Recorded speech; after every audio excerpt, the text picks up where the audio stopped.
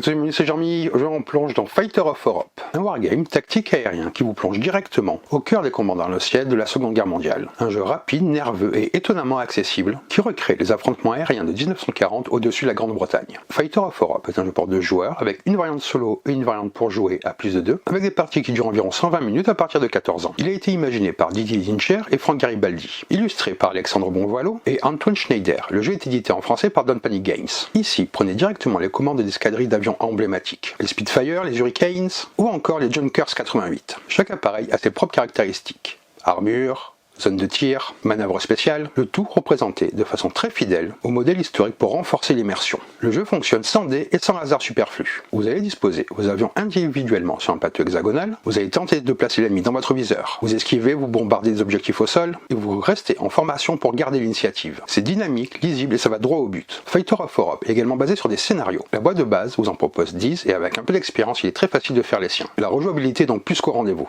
Dans la boîte vous trouverez un grand plateau modulable avec plusieurs maps, des aides de jeu, tous les marqueurs nécessaires, mais surtout une foule d'avions pour constituer vos escadrilles et vivre les grandes batailles aériennes de l'époque. Bref, un jeu simple à expliquer, tactique à souhait, et qui plonge immédiatement dans l'ambiance de la bataille d'Angleterre. Si vous aimez les jeux d'affrontement, la Seconde Guerre mondiale, ou simplement les wargames fluides et immersifs, vous êtes au bon endroit. Allez, on va voir comment ça se passe. Et nous voilà avec le jeu. Donc là, ce que je vais faire, c'est que je vais expliquer les règles du jeu, comment il fonctionne. Je vous parlerai du mode solo, et je vous donnerai mon avis sur le jeu. J'ai pas fait de mise en place, les mises en place dépendent des scénarios, mais je vous expliquerai comment tout fonctionne. Comme ça, si vous avez le jeu, ou si vous le récupérez, vous serez prêt à jouer, à vous lancer dedans. En juillet 1940, après la défaite de la France, l'Allemagne nazie lance une opération aérienne d'une envergure sans précédent contre le Royaume-Uni, qui continue seul la guerre à l'ouest. De très nombreux raids de bombardement visent à détruire la Royal Air Force, les capacités de production et les ports, condition indispensable à l'invasion terrestre. S'ensuit une des plus significatives batailles aériennes de l'histoire. La ténacité des pilotes britanniques, du Commonwealth et des réfugiés européens, l'organisation de la RAF et les nouveaux radars vont leur permettre de repousser la Luftwaffe qui déferle sur l'île en grand nombre. Cette bataille fera dire à Churchill « Jamais tant de gens n'ont dû autant à si peu ». Fighter of Europe rend hommage à ces soldats courageux dans un devoir de mémoire en reproduisant de façon ludique la fureur des combats aériens de cette époque. Chaque scénario indique comment construire le plateau. Vous avez ces différentes maps, il y en a vraiment beaucoup, et comment placer les avions ainsi que les objectifs. Le scénario peut prévoir des renforts. Dans ce cas, il est précisé des unités supplémentaires dès leur tour d'arrivée, et la zone de la carte où les placer. Les renforts sont toujours placés en fin de tour. Il est conseillé de jouer les scénarios dans l'ordre, car ils introduisent progressivement les différentes règles du jeu. Ici, par exemple, c'est le scénario 1, où il est indiqué ici les différentes maps que vous allez utiliser, où placer les unités, les briefings, et tout ce genre de choses. Voilà à quoi ressemble le scénario, c'est la mission 1. Ici, nous avons les tableaux de victoire. Vous placez les avions ennemis détruits, les bombes qui atteignent leurs objectifs ou les marqueurs objectifs dans la zone indiquée par le scénario. En fin de partie, faites la somme pour obtenir vos points de victoire. Ici, pour les deux camps, ce sont les pions à avions. Ils représentent les avions, leur type et leur direction. Une face montre l'avion à haute altitude, c'est le fond avec les nuages. L'autre face, l'avion à basse altitude, c'est le fond vert. Il suffit de retourner le pion pour indiquer un changement d'altitude. Les pions sont posés sur les hexagones, orientés selon leur direction. Là, ce sont des pions objectifs. Ils représentent une usine, un aérodrome ou un radar. Ces éléments deviennent des objectifs selon les scénarios. Ici, les différentes aides de jeu. Il y a celles avec les caractéristiques des avions allemands et anglais, celles qui regroupent les manœuvres possibles, les règles de vol, ainsi que comment se passe un tour de jeu. Ici, le plateau est modulable. Les 8 modules sont nommés sur l'ordre de face, A1, A2, B1, B2 et ainsi de suite, jusqu'à H1, H2. Les scénarios indiquent quelle face constitue la zone de jeu. Certains hexagones représentent des nuages. Assemblez les modules comme indiqué dans le scénario pour construire le plateau. En haut au-dessus, c'est pour le placement du tour en cours, du marqueur de fin de partie et des tours d'arrivée des renforts, comme indiqué par les scénarios. Ici, des deux côtés, c'est le pion initiative. Il a deux faces, RAF et Luftwaffe. Il sert à indiquer quel joueur a l'initiative pour le tour. Ici, et là, ce sont les marqueurs de dégâts. Ils sont placés sous un avion ou sur un hexagone terrestre pour indiquer qu'il a subi un dégât. Utilisez les doubles dégâts pour les avions qui possèdent 3 points de blindage. Ici, ce sont les marqueurs des CA. Ils représentent les emplacements des défenses antiaériennes. Que j'ai mis sur le 1 là-bas, c'est le marqueur de tour. Il indique le tour en cours. Ici, c'est un marqueur de renfort. Il indique les tours d'arrivée des renforts selon les scénarios. Vert pour les Allemands, bleu pour les Britanniques. Là, c'est le marqueur de fin de partie. Il indique le dernier tour de jeu selon le scénario. Ici, c'est le marqueur de tir de barrage. Il montre l'hexagone sur lequel une DCA effectue un tir de barrage. Ici, nous avons les marqueurs objectifs, ceux-là, les triangles. Ils indiquent les hexagones à détruire ou à atteindre dans les scénarios. Ici, ce sont les marqueurs d'activation. Ils sont placés sur les avions ou groupes d'avions déjà activés pendant le tour. Ici, c'est le marqueur d'altitude. Dans le mode solo, il indique l'altitude générale du joueur bot. Comment se déroule un tour de jeu? Une partie se compose d'un nombre de tours fixé par le scénario. Chaque tour est divisé en 3 phases successives. Une phase d'initiative, les joueurs déterminent qui aura l'initiative pour ce tour. Une phase d'activation, les joueurs activent tous leurs avions et leurs batteries anti-aériennes, les DCA. Une phase de fin de tour. Les mouvements obligatoires sont réalisés et les conditions de victoire sont vérifiées. Les tours s'enchaînent jusqu'à ce qu'une condition de victoire soit remplie par l'un des joueurs, ou que le nombre de tours atteigne la limite fixée par le scénario. Ici, c'est un groupe d'avions. La notion de groupe d'avions, ou GA, est essentielle pour les phases 1 et 2. Un groupe d'avions est un ensemble d'appareils qui respectent 5 conditions. Ils appartiennent au même joueur. Ils sont adjacents, c'est-à-dire sur des hexagones qui se touchent pour former un ensemble continu. Ils ont la même altitude, ils volent dans la même direction et n'ont pas encore été activés. Un seul avion forme un groupe d'avions à lui tout seul. La première phase de chaque tour est la phase d'initiative. Pour le premier tour, le scénario indique quel joueur a l'initiative. Ensuite, elle est déterminée à chaque tour de la façon suivante. Chaque joueur compte, pour tous ces avions en jeu, plus un handicap pour un groupe d'avions à haute altitude, plus 2 points d'handicap pour un groupe à basse altitude, et plus 1 point de handicap par avion endommagé. Le joueur avec le moins de points de handicap obtient l'initiative. Le pion initiative est alors placé sur la phase correspondante. En cas d'égalité, le joueur qui avait déjà l'initiative la conserve. Les DCA ne comptent pas dans ce calcul. Ensuite vient la phase 2, la phase d'activation. Lors de cette phase, les joueurs activent en alternance leur groupe d'avions et leur DCA. Quand un groupe d'avions est activé, le joueur qui le contrôle déplace un avion et résout son tir. Puis déplace un deuxième avion, résout son tir, et ainsi de suite. Jusqu'à ce que tous les avions du groupe soient activés. C'est ensuite à l'adversaire d'activer à son tour un groupe d'avions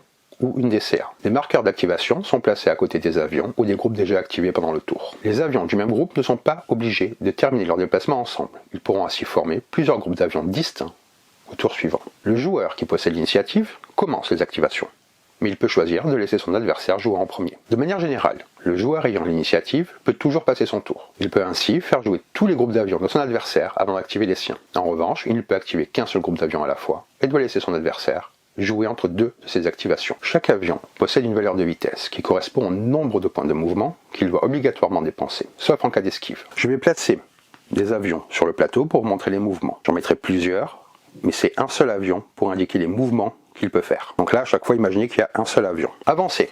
L'avion avance d'un hexagone droit devant, sans changer de direction ni d'altitude. Glisser. L'avion avance d'un hexagone à droite ou à gauche, sans changer de direction ni d'altitude. Donc là, ce sont les 2 possibilités qu'il a comme précédemment. Ça coûte 1 point de mouvement. Virer, ça coûte 1 point de mouvement. L'avion change de direction d'un cran, soit 60 degrés, vers la droite ou la gauche, puis avance d'un hexagone, sans changer d'altitude. Piquer. 0 point de mouvement. L'avion avance d'un hexagone droit devant et passe de haute à basse altitude. Cette manœuvre pourrait être effectuée à n'importe quel moment du mouvement, y compris en cas d'esquive. Monter. 2 points de mouvement. L'avion avance d'un hexagone et passe de basse à haute altitude. Décrocher. Tous les points de mouvement. Cette manœuvre est réservée aux avions avec le trait chasseur. Elle coûte tout le mouvement de l'avion et peut être utilisée pour faire une esquive. Pour décrocher, l'avion doit être à une haute altitude. Il termine la manœuvre à basse altitude, sur n'importe quel hexagone adjacent à son point de départ, l'arrière de l'avion pointant vers ce point de départ. Le mouvement d'un avion doit respecter 4 règles. Utiliser tous ses points de mouvement, ne jamais effectuer une manœuvre à droite après une manœuvre à gauche et inversement, ne jamais combiner une montée et un piqué dans le même mouvement, ne jamais terminer son mouvement sur un autre avion à la même altitude. Chaque avion possède une zone de tir, que vous retrouvez indiquée sur ces aides de jeu-là. Ce sont les hexagones en rouge. C'est un ensemble d'hexagones dans lequel il peut tirer à la fin de son mouvement. Cette zone de tir est indiquée par la fiche de l'avion par des hexagones rouges. Elle n'est valable qu'à l'altitude de l'avion. Il est impossible de tirer sur une cible à une altitude différente. À la fin de son mouvement, un avion peut tirer sur une seule cible présente dans sa zone de tir. S'il a le choix, il doit viser la cible la plus proche. Il est impossible de tirer vers, à travers ou depuis un nuage. Les nuages sont toujours considérés comme étant à haute altitude. Si la cible n'a pas encore été activée, elle doit effectuer une esquive. Si la cible a déjà été activée, ou si elle reste dans la zone de tir après son esquive, alors elle est touchée et subit un dégât. Quand un avion non activé est pris pour cible, il doit effectuer une esquive pour tenter de sortir de la zone de tir de l'avion qui lui tire dessus. Une esquive correspond à un mouvement obligatoire d'un point de mouvement. Cela peut être avancé, glissé, ou virer. Éventuellement, précédé ou suivi d'un piqué. Un avion avec le trait chasseur, lorsqu'il est à haute altitude, peut décrocher pour esquiver. Il est en revanche interdit de monter pour faire une esquive. Après avoir esquivé, l'avion pris pour cible est considéré comme activé. Il ne pourra plus être activé pendant ce tour. Chaque avion possède une valeur de blindage, généralement 2 ou 3, qui indique le nombre de dégâts nécessaires pour le mettre hors combat. Par exemple, il faut toucher 2 fois un avion avec un blindage de 2 pour le détruire. Pour signaler qu'un avion de blindage 2 est endommagé, on place un marqueur de dégâts sous l'avion. S'il subit à nouveau un dégât, il est mis hors combat et retiré du jeu. Si un avion se fait tirer dessus, et survit aux dégâts. Il peut riposter sur l'avion qui vient de l'attaquer, à condition que cet avion se trouve dans sa zone de tir. Le premier tireur subit alors à son tour des dégâts et peut être détruit, mais cela n'annule pas son tir initial. Il est possible qu'un avion qui esquive place lui-même un avion ennemi dans sa zone de tir, qui à son tour peut esquiver, tirer et ainsi de suite. Ça peut provoquer une réaction en chaîne. Dans ce cas, on résout d'abord toutes les esquives, puis tous les dégâts, en remontant la chaîne dans l'ordre inverse. Selon les scénarios, des marqueurs de DCA sont passés sur certains hexagones. Les DCA sont fixes, considérés à basse altitude et ne peuvent pas se déplacer. Elles disposent d'une zone de tir. Les 6 hexagones adjacents, plus leur propre hexagone. Les DCA ne sont jamais groupées pour l'activation, même si elles sont côte à côte. Elles sont activées comme des groupes d'avions. Lorsqu'elles tirent sur un avion dans leur zone, le tir se résout de la même manière qu'un tir d'avion et peut être esquivé si la cible n'est pas encore activée. Une DCA ne peut être activée qu'une seule fois par tour. Placer un marqueur d'activation dessus une fois utilisé. Le joueur qui a l'initiative ne peut pas forcer son adversaire à jouer cette DCA. Enfin, une DCA ne peut être détruite que par bombe. Les DCA ont une option tir de barrage à haute altitude, qui remplace leur tir normal à basse altitude. Ces tirs se préparent après le calcul d'initiative, mais avant toute première activation. Le joueur qui dispose de DCA peut alors placer un marqueur tir de barrage pour chacune d'elles, jusqu'à 2 hexagones de distance, y compris sur un nuage ou sur un avion. Ces DCA sont alors considérés comme activés et ne pourront plus tirer à basse altitude pendant le tour. Dès qu'un avion, ami ou ennemi, passe à haute altitude à travers un hexagone marqué, il subit un dégât. C'est automatique. Le marqueur reste en place. Si un marqueur est posé directement sur un avion, celui-ci subit immédiatement les dégâts sans pouvoir réagir. Il n'est pas activé pour autant. Tous les marqueurs tir de barrage sont retirés pendant la phase 3, fin de tour. Une fois toutes les unités activées, les joueurs passent à la phase 3, fin de tour, et effectuent les actions suivantes dans cet ordre. Les éléments terrestres sont déplacés selon le scénario. Les marqueurs activation sont retirés. Les marqueurs tir de barrage sont retirés. Les renforts sont placés comme indiqué par le scénario. Les conditions de victoire sont vérifiées. Si aucun joueur ne remplit les conditions de victoire, avancez le marqueur tour d'une case et commencez un nouveau tour, en déterminant à nouveau l'initiative. Il peut y avoir des attaques au sol. Les avions, possédant le trait bombardier, peuvent être équipés d'une bombe par avion en début de partie. Je rappelle, ce sont ces marqueurs-là. Pour larguer une bombe, l'avion doit effectuer 2 manœuvres avancées à basse altitude, puis placer un marqueur dégâts sur l'un des hexagones qu'il a traversé. Cet hexagone est alors automatiquement détruit. Les avions avec le trait bombardier en piqué peuvent également être équipés d'une bombe par avion au début de la partie. Utilisez le marqueur bombe pour indiquer les avions ayant encore leur bombe, soit pour signaler ceux qui n'en ont plus. Pour larguer la bombe, l'avion doit effectuer la manœuvre piquée à n'importe quel moment de son mouvement. Il place alors ensuite un marqueur de dégâts sur l'hexagone où il se trouve, pour marquer l'endroit où la bombe est tombée. Il peut ensuite terminer son mouvement comme il le souhaite, s'il lui reste des points de mouvement. N'oubliez pas d'utiliser les marqueurs d'activation. Vous placez un marqueur pour chaque avion activé, ou un seul pour tout un groupe, afin de réduire le nombre de marqueurs sur le plateau. Utilisez des marqueurs d'activation de couleurs différentes si plusieurs avions ou DCA occupent le même hexagone. Employez les marqueurs numérotés en cas de réaction en chaîne. Quelques petites précisions.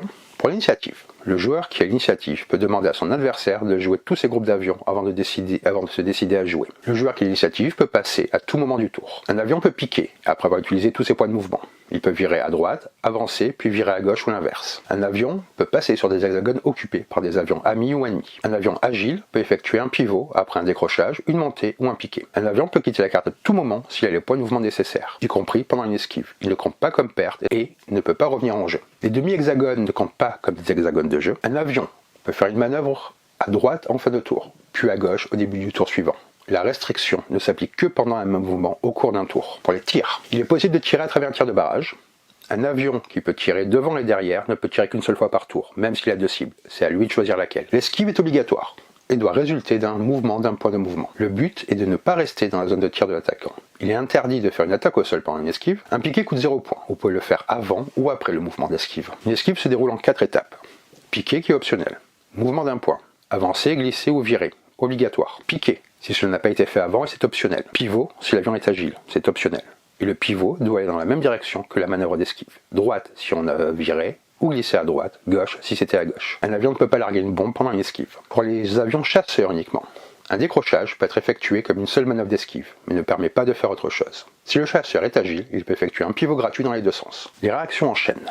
Si A fait esquiver B, qui fait esquiver C, qui fait esquiver D. Une fois les mouvements de D terminés, on vérifie les dégâts dans l'ordre inverse. D'abord ceux de D, puis ceux de C, ensuite de B, et enfin de A. Seuls A, B, C et D peuvent tirer et riposter si c'est possible. Un avion détruit ne peut plus tirer. Les avions possèdent en plus de leur vitesse, de leur blindage et de leur zone de tir, un ou plusieurs traits spéciaux qui leur confèrent des capacités particulières. Chasseur peut effectuer la manœuvre décrochée. Bombardier peut larguer une bombe. Bombardier en piqué peut larguer une bombe en piqué. Agile peut effectuer un pivot gratuit d'un cran à gauche ou à droite en fin de mouvement, tout en respectant les règles de déplacement. Le pivot s'effectue sur le secteur actuel, sans changer ni de position ni d'altitude. Canon 20 mm, double les dégâts sur une cible située juste devant l'avion. Donc ça c'est pour les règles de Fighter of Europe, un jeu que j'ai beaucoup apprécié, c'est vraiment un jeu très bien fait et très fun à jouer surtout. Il y a vraiment un plaisir ludique, mais je reviendrai plus tard dans mon avis. Vous pouvez également y jouer en solo. Il en est fait proposer de remplacer un des deux joueurs par un bot. Vous pouvez jouer presque tous les scénarios contre ce bot. Lors de la phase 1, l'initiative est calculée de la même manière que dans le jeu normal.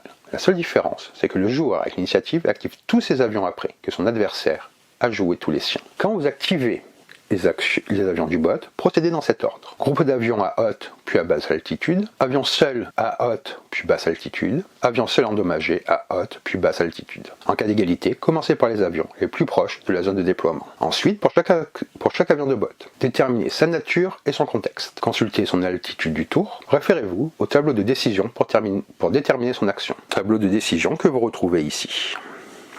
La nature des avions pour le mode solo. Les chasseurs. Leur mission consiste à engager les avions ennemis. Ils visent en priorité les avions d'attaque ou les avions cibles selon le scénario, puis les chasseurs ennemis. S'il y a plusieurs cibles, ils privilégient donc cet ordre. Abattre un avion, puis l'endommager, puis le faire réagir. Les avions d'attaque, leur mission est d'attaquer une cible au sol, selon la priorité donnée par le scénario. Les avions cibles, leur mission consiste à survivre, et souvent à quitter la zone de jeu selon le scénario. Une fois les munitions d'un avion d'attaque épuisées, il devient un avion cible qui cherche à sortir du plateau. Leur objectif est toujours la zone de sortie, ou le bord du plateau le plus proche. Je vous parlais du contexte plutôt. Le contexte dépend de la position de l'avion par rapport aux avions ennemis. Le cône avant d'un avion englobe tous les hexagones situés devant lui, dans un angle de 120 degrés, quelle que soit la distance. Dans le tableau de décision, j'ai une cible. Signifie qu'une cible se trouve dans le cône avant de l'avion. Je suis une cible signifie que l'avion se trouve dans le cône avant d'un chasseur ennemi. Les avions d'attaque et les avions cibles ne comptent jamais comme cible pour cette définition. L'altitude du bot est globale et s'applique à tous ces avions. Elle peut être soit défensive, soit offensive. Placez le marqueur d'altitude sur le plateau initiatif pour indiquer l'altitude actuelle. En général, vous déterminez l'altitude au début du tour, mais elle peut aussi changer à fonction d'un événement. Événement et altitude, le bot allié débute partie offensif. Si 50% des pertes sont atteintes, défensif. Si les ennemis sont moins nombreux, il repasse en offensif. Le bot allemand, objectif de son camp touché, il passe en défensif. Si ses ennemis sont moins nombreux, il repasse en offensif. Comme je vous disais, le tableau de décision combine le contexte et l'altitude. Les décisions possibles sont indiquées sous forme d'actions. A pour attaquer, C pour contourner, R pour se regrouper et E pour s'échapper. Attaquer se déplace au plus court vers une cible ou un objectif potentiel et l'engager si possible. Pour les avions d'attaque, larguer une bombe dès que c'est possible. Pour un avion cible, l'objectif est de sortir du plateau. Contourner, se déplacer perpendiculairement aux chasseurs ennemis pour se positionner derrière eux ou pour se rapprocher d'un objectif, pour les avions d'attaque. Le but est de conserver une distance sûre tout en cherchant une meilleure position.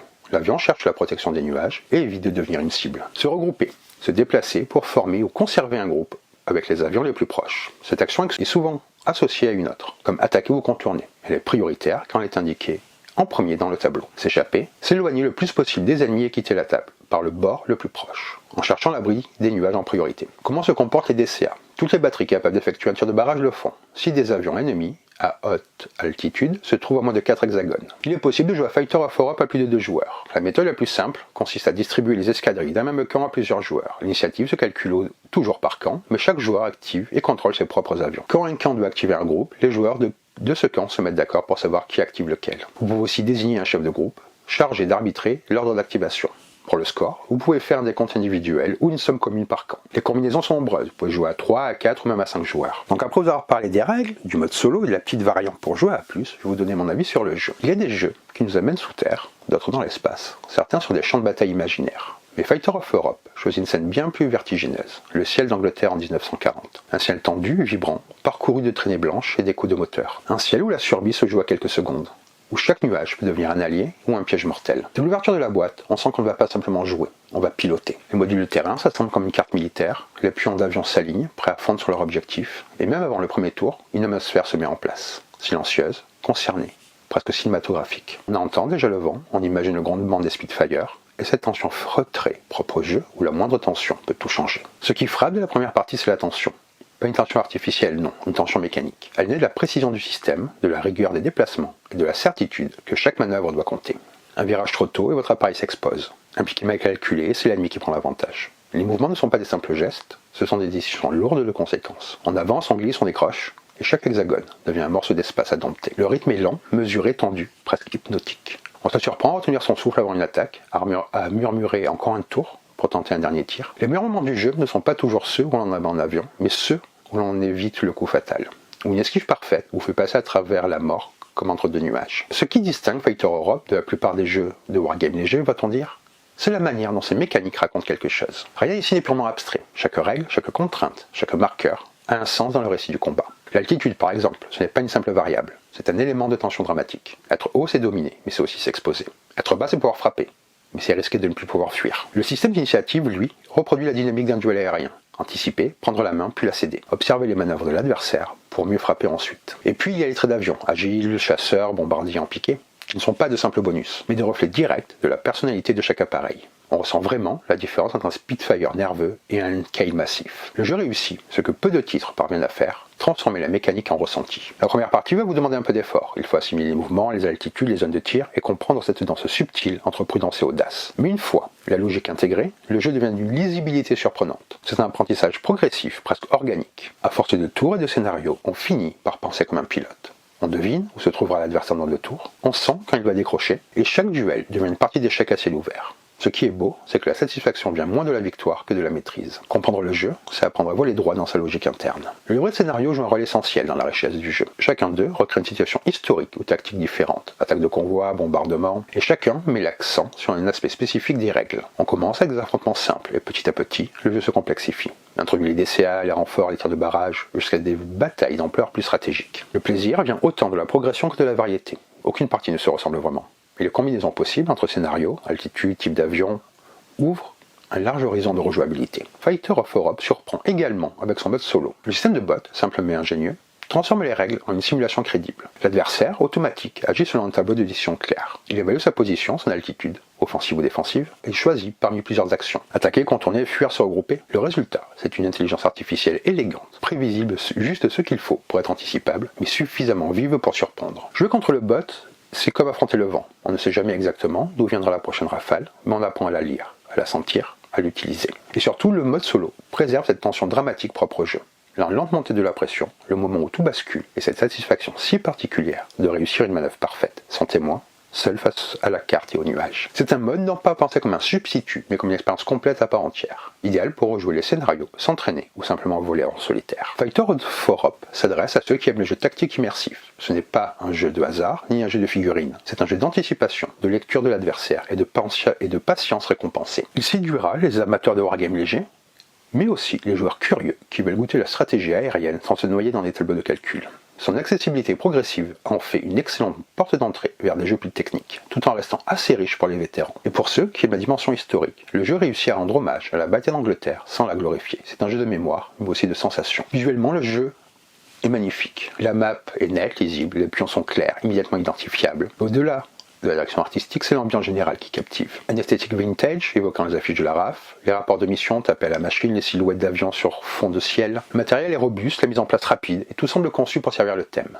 On n'est pas dans le sensationnel, on est dans l'authentique. Et c'est précisément ce réalisme discret qui ancre l'expérience. Il y a quelque chose de poétique dans ce jeu. On y ressent la solitude du pilote, la lente montée de l'adrénaline, le silence après le tir. Chaque partie raconte une petite histoire de courage, de calcul, de destin contrarié. Le rythme alterne entre les temps morts, ces moments suspendus où tout peut arriver, et des éclats d'action brutale. On passe du calme à la panique, du plan parfait à la catastrophe, avec une fluidité qui donne à chaque tour une tension cinématographique. Fighter of Europe n'est pas un simple jeu sur la Seconde Guerre mondiale. C'est une mise en scène du courage et du contrôle, un hommage ludique à la maîtrise et à la stratégie. Son système, précis et immersif, son matériel clair et thématique, et la justesse de ses mécaniques en font un jeu cohérent, exigeant mais gratifiant. On y retrouve la rigueur des échecs, l'émotion du cinéma de guerre et la satisfaction du vol maîtrisé. En solo ou à plusieurs, Fighter of Europe réussit à capter cette essence rare du jeu bien conçu. Celui qui ne tente pas de faire réfléchir, mais qui fait ressentir. Un vol à travers l'histoire, à la fois tactique, tendu et profondément humain. Donc voilà pour cette vidéo, j'espère que ça vous a plu. Je vous invite vraiment à découvrir ce jeu que j'ai beaucoup apprécié. Si la vidéo vous a plu, n'hésitez pas à liker, à partager.